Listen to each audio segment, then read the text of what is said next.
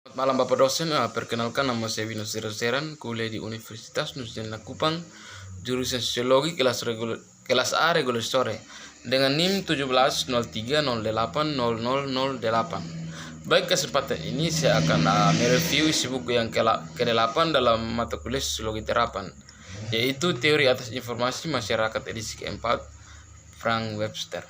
Dalam teori-teori dari lembaga informasi Frank Webster mulai memahami ledakan informasi, mengambil pandangan skeptis pada apa yang dimaksud pemikir ketika mereka merujuk pada lembaga informasi, dan secara kritis mereka memeriksa pendekatan utama pasca perang untuk membangun informasi.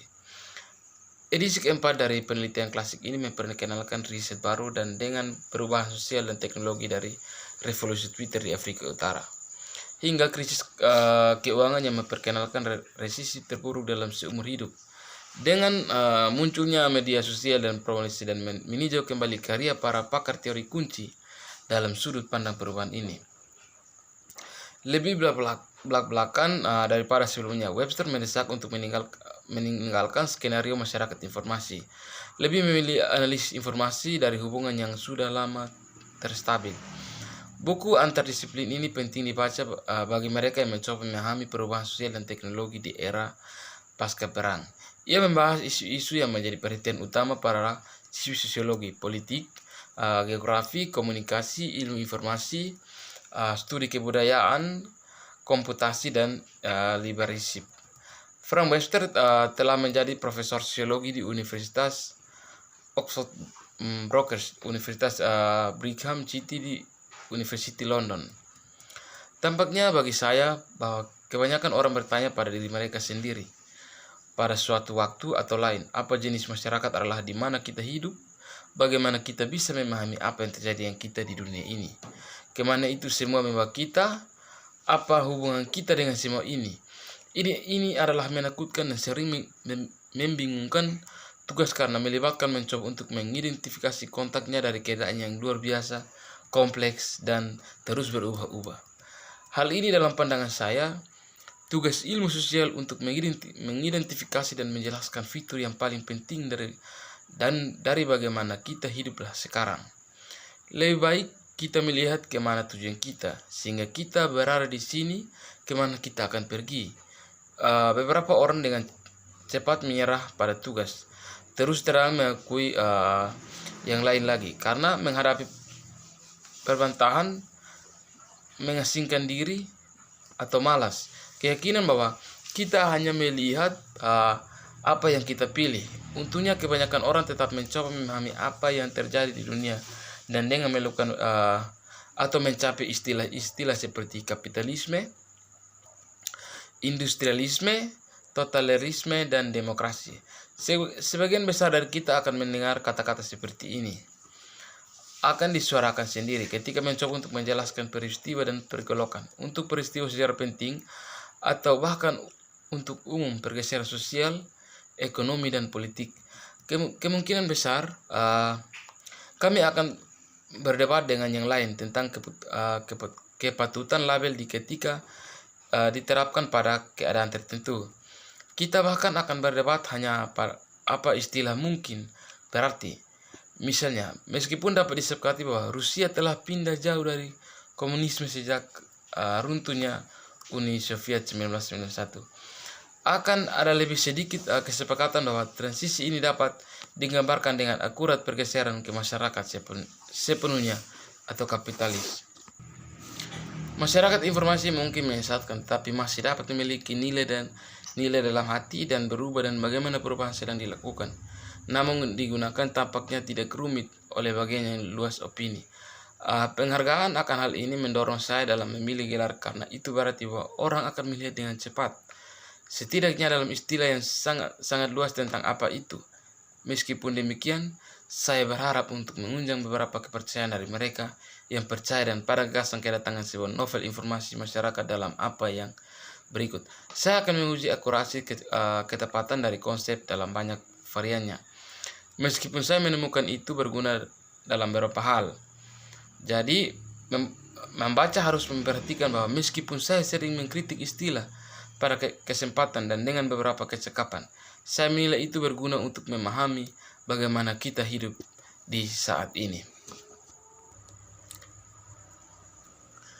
Dalam buku ini saya akan mempertimbangkan berbagai perspektif tentang informasi di dunia kontemporer, membahas pemikir dan teori seperti Daniel Bell, Friedrich mendesak bahwa kapitalisme menyediakan cara yang optimal untuk memastikan informasi yang memadai untuk semua orang.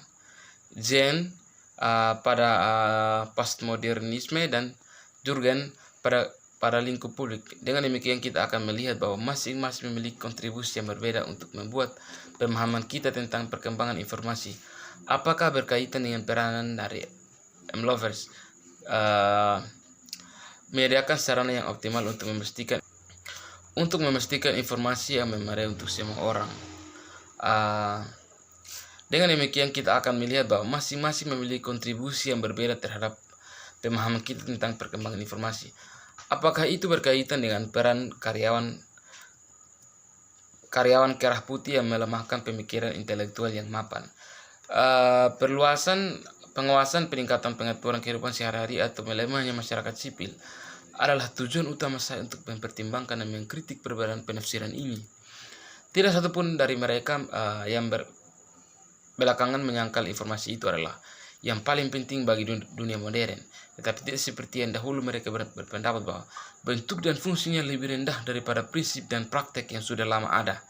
Sewaktu mereka maju melalui buku ini, para pembaca akan berkesempatan untuk memutuskan pendekatan mana yang menurut mereka paling persuasif. Yang berikut definisi. Jika kita ingin menghargai pendekatan berbeda untuk memahami tren informasi dan isu-isu saat ini, kita perlu memperhatikan definisi yang dibawa ke dalam perdebatan.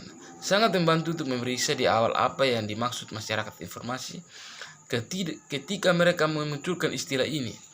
Desakan dari mereka yang percaya pada konsep ini dan pernyataan Hein bahwa waktu kita ditandai oleh kebaruannya, berteriak untuk analisis mungkin lebih mendesak daripada skenario yang menyatakan bahwa status gua tetap. Yang berikut kriteria. Apa yang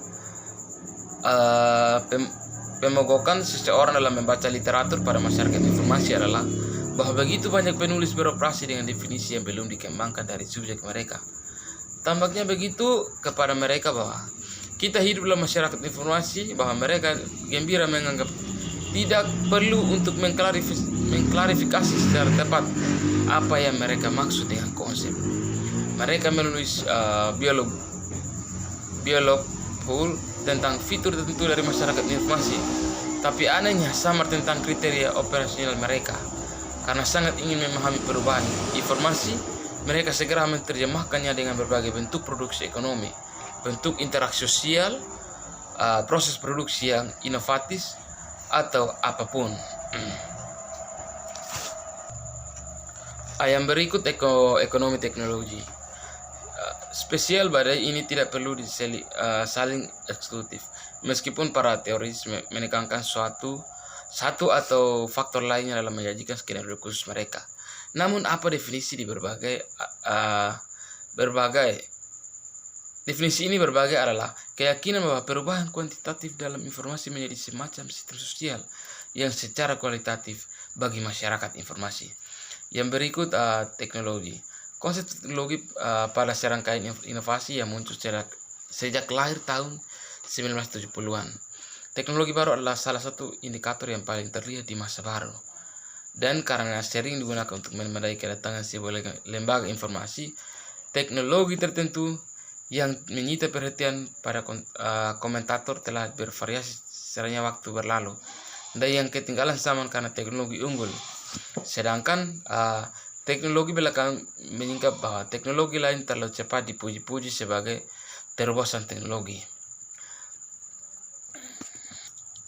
Belakangan menyingkapkan bahwa teknologi lain terlalu cepat dipuji-puji sebagai pemerosotan teknologi. Ini mencakup televisi kabel dan televisi satelit, video game, komputer pribadi, layanan informasi online, laptop, komputer, komunikasi komputer, dan telepon pintar di seluruh dunia. Saran yang biasa adalah sederhana bahwa seperti volume inovasi teknologi harus menyebabkan rekonstitusi dari dunia sosial.